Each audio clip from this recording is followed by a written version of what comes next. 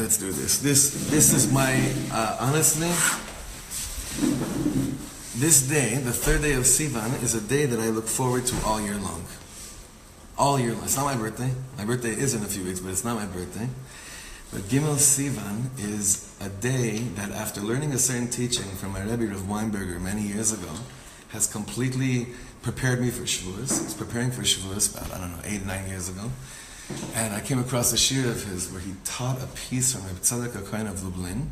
And I try to learn it every single year, no matter what's happening. Wherever I am, it's a piece really we could learn any day of the year. But specifically this day, the third day of Sivan, is referred to as Yom HaMeyuchas, the day of Yichus, the day of lineage. Usually that word lineage is a day that we, it's a concept that we use for in the world of Shidduchim, or if a person wants to show off his rabbinic ancestry, what's his Yichus? What's his Yichus, Many people are embarrassed of their Yichus, some are very proud of their Yichus, but as an Am, for ourselves, as a general public, we, preparing for Shavuos, we're told by Hashem, what's your Yichus? What's your Yichus? So, this piece from Reb Tzadok that we're going to be doing right now, Mamish, a game changer. I get so excited every time we have the chance to learn this. This is a really beautiful piece. We might have learned a little bit of this before. Just to give us a little bit of context, when do Am Yisrael show up at Har Sinai? What day of the week was? What day of the year was it when they showed up to Har Sinai?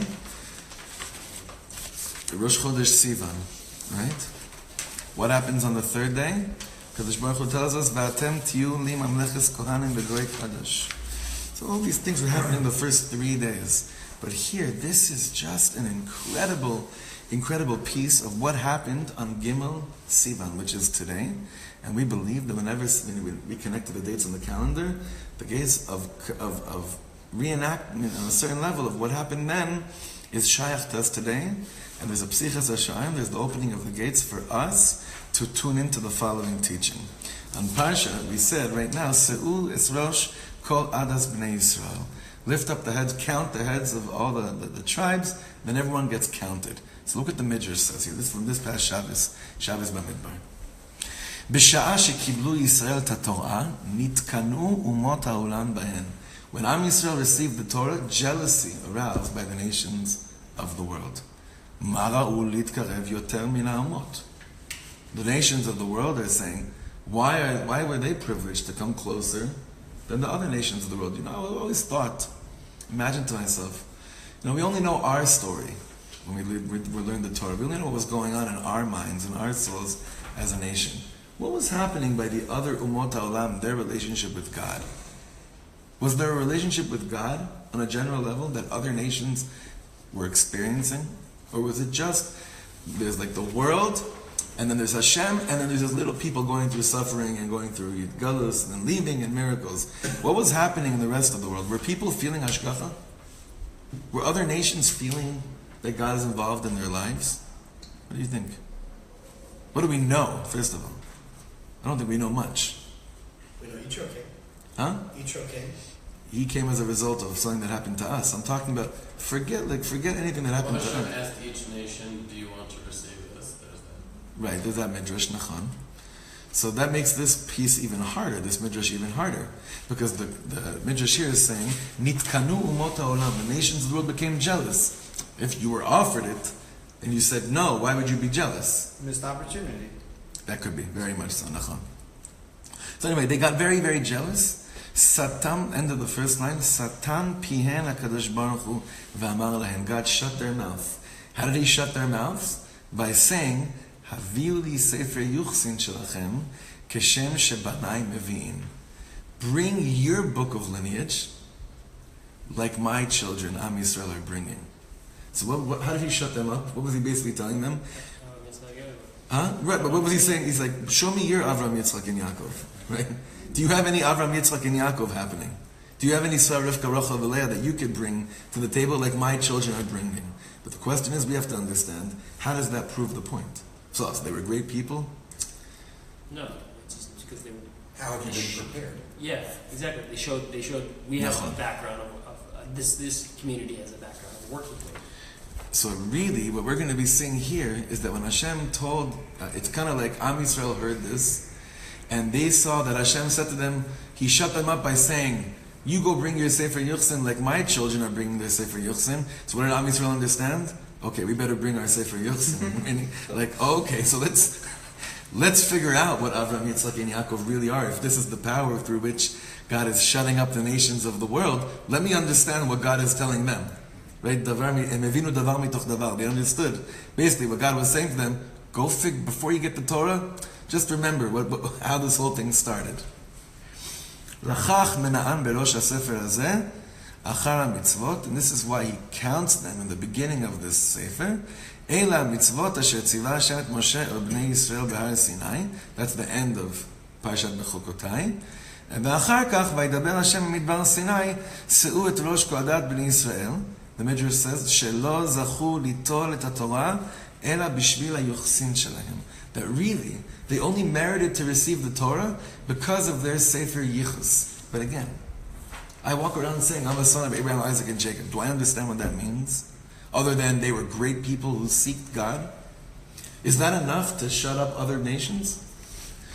And it's funny, we can even say our claim to the land or our claim, any religious claim is because our forefathers, but if we don't understand what that exactly means, those are just words. And the world hasn't really taken it that seriously. Last time someone tried to pull this off, was it Abba Even or was it Chaim Herzog in the UN? Who was it? I think they both did, huh? Probably Abba Even. Well, Chaim Herzog did pull out the Tanakh when the UN resolution regarding Zionism equals racism. He used that also to kind of say, but since then, that's already 40, 50 years ago, we haven't really been using this because we don't really understand what that means anymore. It's like we know we come from amazing stock. We know and we understand Emunas Tzadikim. We know we come from Avraham, Yitzchak, and Yaakov. But here we're going to see, what does it mean? What am I supposed to be learning by the fact that I come from Avraham, Yitzchak, and Yaakov? And how does this shut up the nations of the world's claim of why did they get the Torah? But isn't it that we have to live an Avraham, Yitzchak, and Yaakov life? What does that mean? That's what connects us. So what does that mean? You live life connected like they were. What does that mean? Chesed and or whatever they were known for. What does that mean? Whatever. You see? No, very good. We know the right answers. It's true. And he's really right. Whatever. It just means that I gotta be kind. But I could learn that from a million people. You know what I mean? I have to have gvura. I have to have the balance. I could figure this out. I can read some Tony Robbins and get into this. You know what I mean? Like, what is it really? What's the pnimius of it? Come on, like really, inside. What does this mean that I bring my book of lineage and that I show where I'm from? All right? Now look at this Torah from Reb Tzadok HaKohen. This is one of his Sfarim, Divrei Sofrim, Os Ted Vav. Reb Tzadok is going to sound like a Breslover and then completely not sound like a Breslover. Okay? This is amazing. Ein liyehudi lisyayish mishum davar. A Jew should never have despair from anything in the world. That's classic Rabbi Nachman. Ein yush ba'elam klal. Ein liyehudi lisyayish mishum davar. A Jew should never be despaired. Ben beinyanei aguf, regarding whether it's physical matters, physical ailments that need healing. Ben beinyanei hanefesh, obviously regarding matters of the soul that need healing, despair should have no role whatsoever. Why? Ki ein yerush klal etzel ish Yehudi. The concept of despair has no shaykhs to being a Jew. Nothing. And he's going to prove that from my Sefer Yuchsin. He's going to prove that. It doesn't just mean, Abraham didn't give up even when it was hard. Many people didn't give up even when it was hard. We're going to go even deeper with this concept. We all know that being a Yid means living with a constant consciousness that at any given moment Hashem can do anything. Meaning, if I believe in Hashem, it means that Hashem can do anything. And that Hashem can help no matter what is going on, always, always and forever. Now look what he says here. He's going to contradict himself in such a beautiful way. V'chol binyan ha'umah Yisraelit. The building of the Jewish nation, haya achar hayeush hagamur. When did the Jewish building begin to take place? After there was complete Yeush. What is he referring to? The Avraham v'Sarah zkenim. Abraham and Sarah were pretty old when they were told they were going to have a child. Shelo ala al dat adam le'amin ze. No one thought that it could ever happen. And apparently back then, not like it's changed today, but women that were nearing the age of 90 weren't really getting pregnant. Okay? Lo ala al dat adam le'amin ze. No one could have ever fathomed such a thing to take place. Ve'afilu achar aftachat amalach. Even after the malach comes and promises, still no one fathomed, no one thought that this could ever take place. Ve'sarah hatzadekes, Sarah imenu the tzadekes yada'a ve'emina da Hashem yitbarach hu kol yachol. Sarah was such a holy woman, she knew and believed that God can do anything. Now this is our Torah now. Ve'im kol zeh. Nonetheless, what's Sarah's response? That she's going to have a kid, to the notion that she's going to have a child? It's her son's name. She laughs. Tzachaka bekirba. She laughed in her midst. Sheyar rachok etzla le'amin zeh. She laughed. It was so far from her to believe that it could actually happen. But wait a second. We just said that she believed that Hashem can do anything. And yet she still laughed. So this is a very interesting thing.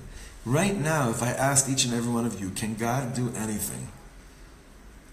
Not just being politically correct, you would say yes. Now, for each of you it's a different thing, right? For each of you a different thing. But to the extent of like how crazy it would be if something in the magnitude of Sarah giving birth would happen in our lives. So how would you justify saying it couldn't happen by me? Well, that was then, and this is now. Oh, right. We're tzaddikim, we're not tzaddikim. What else? Yeah. What else? What else? God can do anything, but why is He going to do this for me? Like, why? There's the usual. Right. You have to be what? Pragmatic. So, Hashem wants you to live in this world. Hashem doesn't, you'll run to the words of, Ein solchin al hanes, we don't rely on miracles, meaning you'll use every single teretz to explain why you don't really believe in God, that God can do anything, in the name of God. In the name of Hashem, you'll use everything to disprove this statement of Hashem can do anything in the world. Where do we learn this from? It's not, don't worry, it's not like, it doesn't show that we're very low people. Who did we see this by? Sarah, who believed that Hashem can do anything. However, what happened? She laughs. So, did she believe that Hashem can do anything or not? Yes. So why'd she laugh? Because in that moment, Rachok etzla. It wasn't connected. It's far from her. It is a concept of emunah, I believe, but my belief is, it's there. I believe. It's not karov etzli. It's not in me. It's not so much. Like I believe in Hashem and I believe He can do anything, but when push comes to shove, don't push me over the edge. Don't test me too much. Because the belief in it, of something that is a choketzah,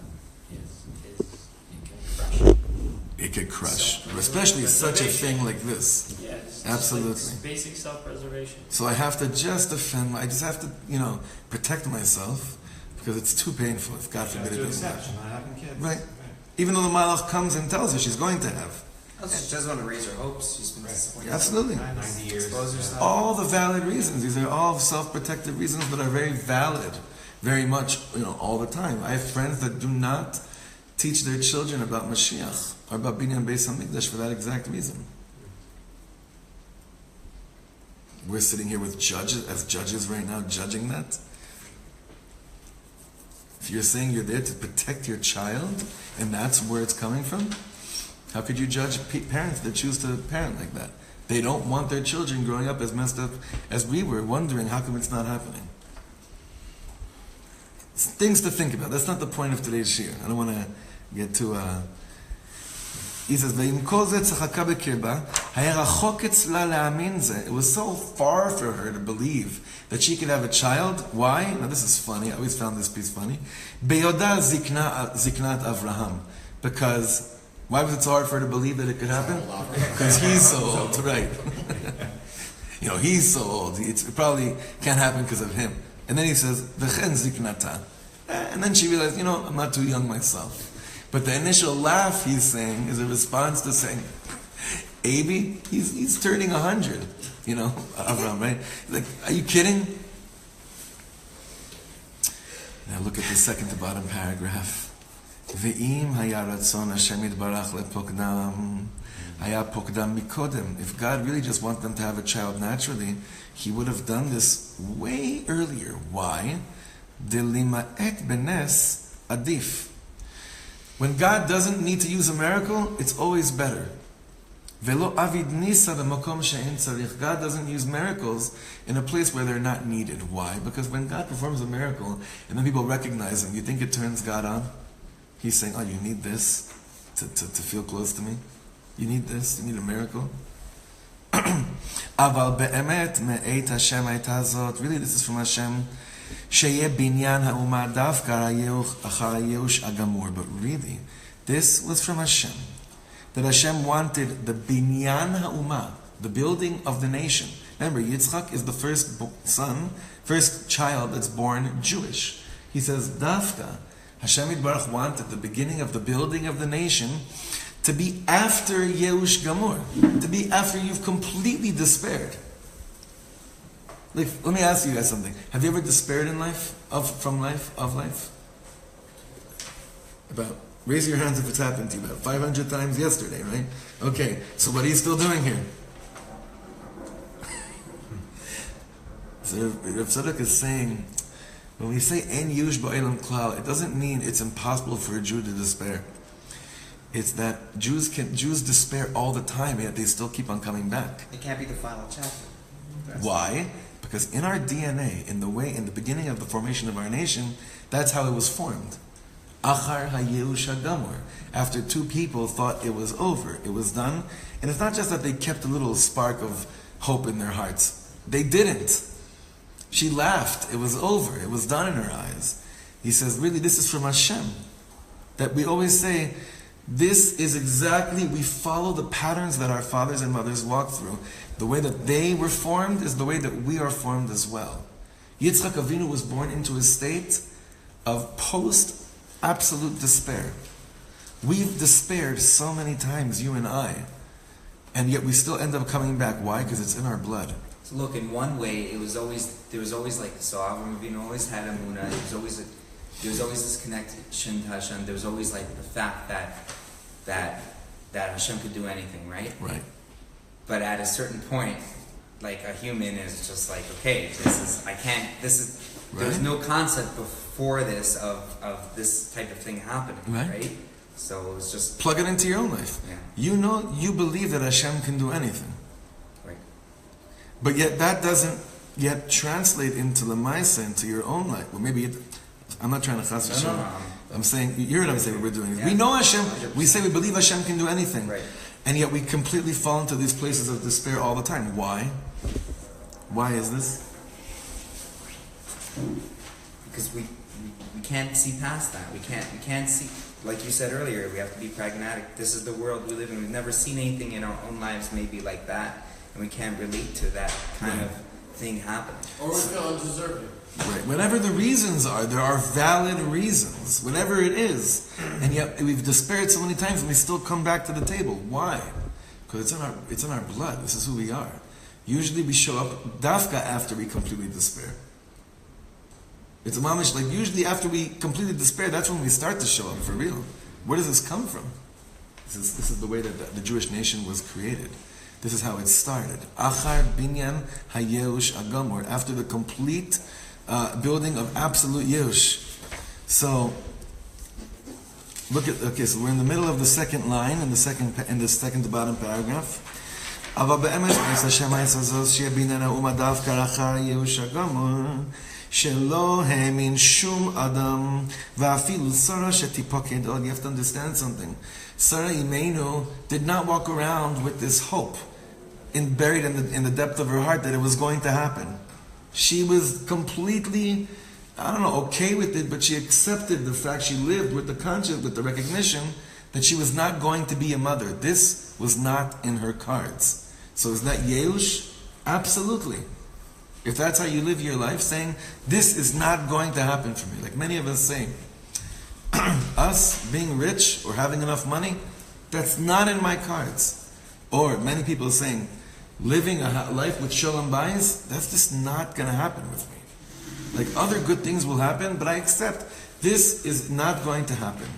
Or I'm going to become someone that mamish breathes learning all day long, that I'm really going to, no matter what I'm deciding for the rest of my life, that every single day I'm learning for 4 hours. That's just not in my cards. And I accept it. I heard one of the greatest things about Rabbi Norman Lamb, who's my great uncle's brother, and we're related through marriage, that he decided a long, long time ago, remember he was the head of YU, that no matter what's going on, he's learning every day for 4 hours. It doesn't matter what's happening. 9 to 1, every single day he's going to be learning. So I heard that story, I got such yeush. I got such despair. Because I said, wow, I've makabelt so long ago that that's not my life. It's just not, that's not what I have to be in Olam Asiyah. I have to be in the world of building. And the more, every time I learn this piece, I think of that, I'm saying, Shlomo, there's still a chance. There's still a chance that whatever seems to you so far, because of where you've come from, and the beginning of the creation of Am Yisrael started at a place where someone said, it can't happen to me. So although it can't happen to me regarding Dvarim Shebekadusha, really might start to happen to you right away, right afterwards. Right away. Especially the big ones. So should we say it can't happen to me? It doesn't. It's irrelevant. You could say, and it might make you feel better to about go to yourself. that place, I'm saying. So a Breslover would say exactly. So start, like we said before, the Ratzon. Start saying, I want this to be me, and then it'll start to become you. So Reb Tzadok is saying, whether you say that or whether you don't, it might happen to you tomorrow. Because that's exactly how Am Yisrael was formed. Sarah Imenu didn't walk around in the age of 88 or 89 saying, I think it could start to happen to me, and therefore it happened to her. She didn't walk around with like pregnancy consciousness of saying, just like think good and it'll be good. And that's how it happened to her. But Tzadok is saying, she laughed immediately because for her, it was so far-fetched. So think of any malach coming to you, telling you something that will happen to you, that's so far-fetched that your initial response would be to laugh. Does anyone want to share one thing? Being rich. Huh? Being rich. Yeah, for sure. You're gonna be so loaded with guilt that you're really not gonna know what to do with all your meiser. It's crazy. No, laugh. No, that's a painful laugh. Like, Do you think hers was an inner laugh? She didn't let it out. Right, Bekirba. Yeah, but Yitzchak Sarah Bekirba. Well, she kind of let it out in the form of name of her son. It did come out like that. Like his name is Yitzchak. She turned it. What does that mean? Yitzchak. Meaning, I'm laughing at Yerush. That's what Rabbi Tzadok HaKohen is saying. The name of the first baby born, a Jewish boy that's born Jewish, is basically saying, I'm laughing at despair. Ha! To anything that says that it's impossible. Yitzchak came along because she had that Yerush. No. He's saying he was going to come along anyways. Meaning, Hashem promised Avram, it'll be through your seed. You're going to have a Zerah, right? But meanwhile, we don't know about Avram Avinu's Yerush. We know about Sarah's Yerush. Laughing at despair or laughing from despair? Both. Before and then after. Before and then after. I wonder if even after Yitzhak was born, there was still that cynicism, because Hashem says you're not going to be able to count the stars in the sky. Right. I'm For sure there They had was. one. Yeah. Right. Yeah. Oh, Yeah. for sure. Right. Right. Yeah. It continues. She died. Absolutely. On the vacation. Right. Midrash says because Right. she hears what her husband's done and she can't handle it. Right. Well, no, she didn't just hear. It says that the Malach HaMavet comes and shows her an image of her son on the Akedah. She talked about image, visualization, like the Piasetzner. It was right in front of her. Parcha Nishmasa. She's saying, it's not just that she saw her son. She's like, wow, that was what a tease. Meaning, All those right? What a the tease. Certain teases our neshamas can't bear, but they're laughing. But Ari, it's very good what you're saying. In the beginning, it's laughing, from despair, and then it's laughing at despair, which is our story today as well. Second to bottom line in the second paragraph, Kizeh kol ha'adam ha'Yisraeli. He's saying being a Jew means this: Lahamin she'eni li'Yisrael klal. that you really, why should you never despair? Because look at how many times you have despaired and you're still here.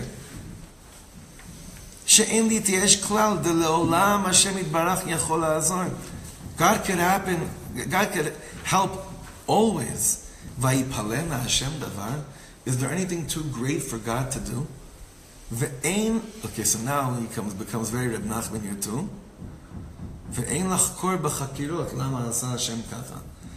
If you spend your time trying to understand why Hashem chose to do certain things the way He did them, like Reb Nachman says, anyone can begin the investigation and go inside it. Not everyone comes out alive. He was referring to the world of philosophy, which is really investigating the ways of the world, like checking to see why does God do the way, know God in all your ways, see Hashem in all your ways. But to try to say, but why did it have to be like anyone that's gotten to the question of why did 6 million have to be burned in gas chambers in order so that there could be the state of Israel, that question itself is a molek.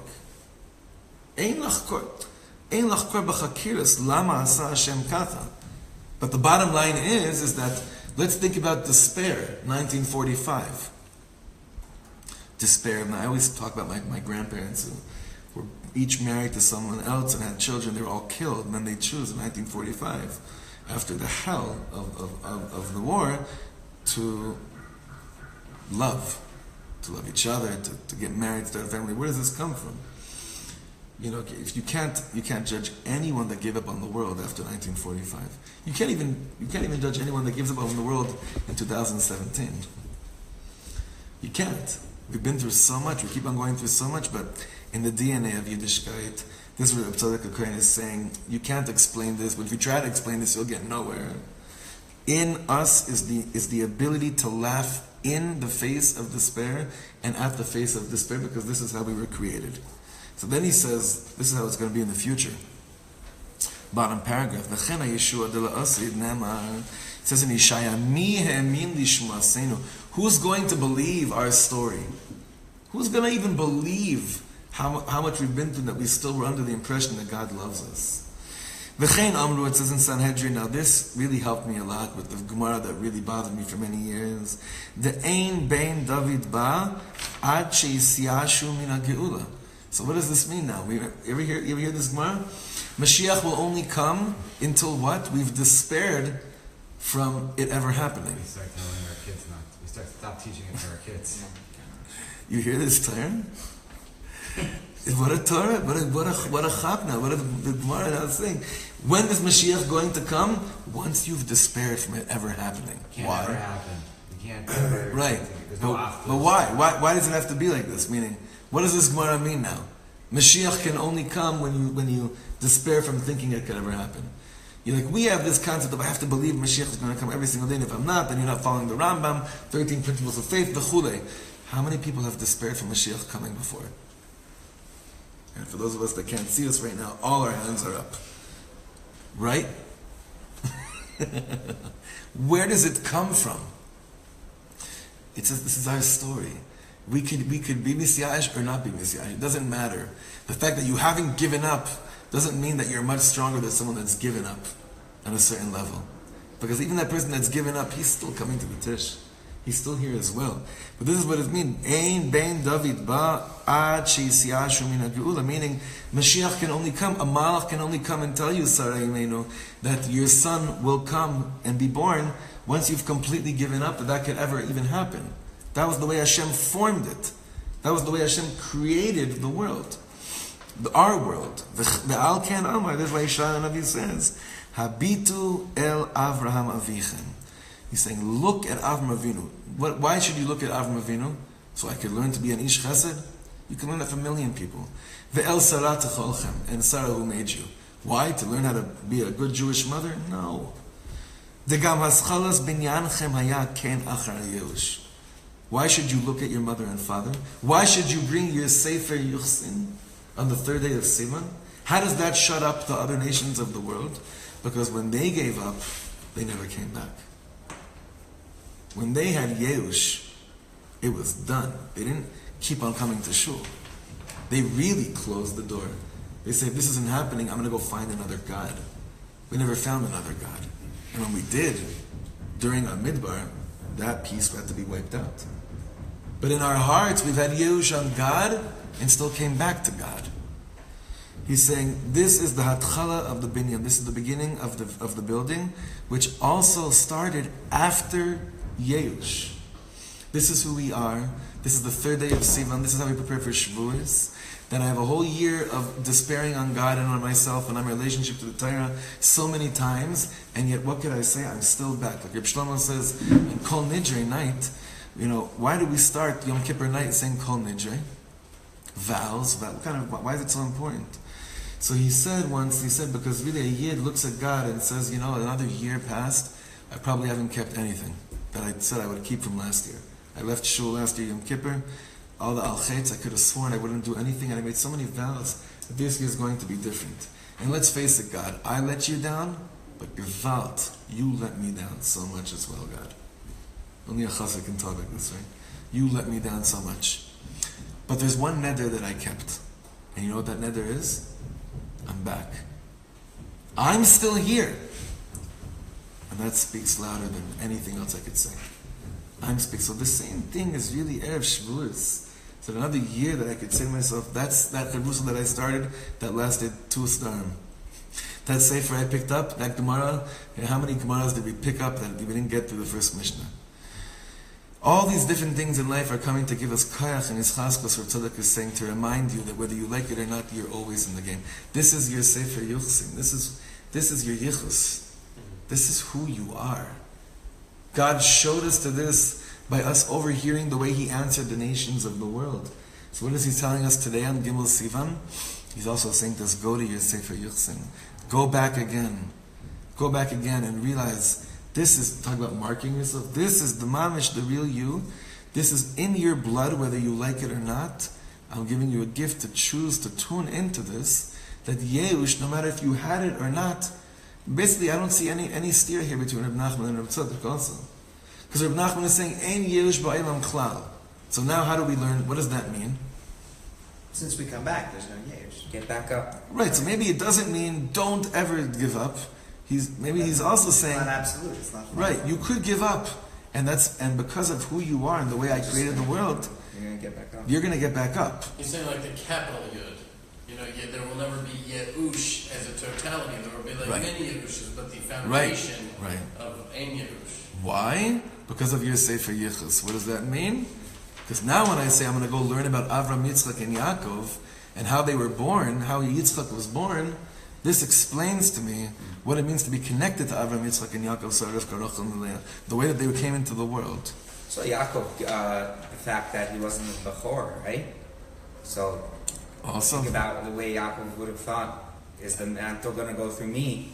I give up on this. This is all these instances, Leah and Rachel. I think it's amazing. Maybe that's what he's getting at, though. Is that, just thinking about Christianity, like Elif Abdalot, which has their Sefer Yehusim as a perfect God in man's body. It's perfect, right? Right. And then what we have here is we're saying, look back at your Sefer Yehusim, and what do you find? You find that even your holy first mother and first father, even they got to you. So that's right. When you go through it, to realize that you're not so far away from that. You can maybe also we think of like we can never get to the holy level of and Sarah, and you're saying like, well, if it's because you're Jewish, don't worry about it. That's Judaism. Yeah. I think I shared this with you one time on the recording, 1977. We have Reb Shlomo debating a Jews for Jesus guy, and there's 2 recordings of it. One of them is 1977, and it's in Indiana, I think. And this was there's some of them that he's so angry. This was basically saying to the guy, listen, our concept of the Messiah is such an Olam Hazeh concept. It's dafka got to be someone that's completely human. Why? Because someone that's like a son of God, that doesn't even exist, then there's no room for Yehush. In that world, you can't ever despair, because everything is always, on a certain level, perfect. Our whole thing is, like the Gemara says, Ein ben David ba, Mashiach can't come, ad she'yashu min ha'geula. until there's complete despair, because that's what we go through as human beings. That's just what we go through in this world. So he says, he screamed at him, he said, our whole concept of the Mashiach is Mamash Ben Adam. That's our whole concept is based on that. It's the exact opposite of the way the world speaks about redemption and salvation. And this peace that we learned right now truly shows us that this is the answer to the nations of the world. He's saying, you guys can't understand this. You gave up, you never came back to shul. Whatever the concept of shul is. We keep on giving up. 6 million are burned, and we come back and start davening again. Are we crazy? You're from Rabbi Kadosh in the Dakel. Yeah. He stood up on Tisha B'Av and spoke about how Eicha is a Kadosh Baruch Hu saying, Eicha, how can it be that they still keep coming back? That's amazing. That's amazing. Yeah.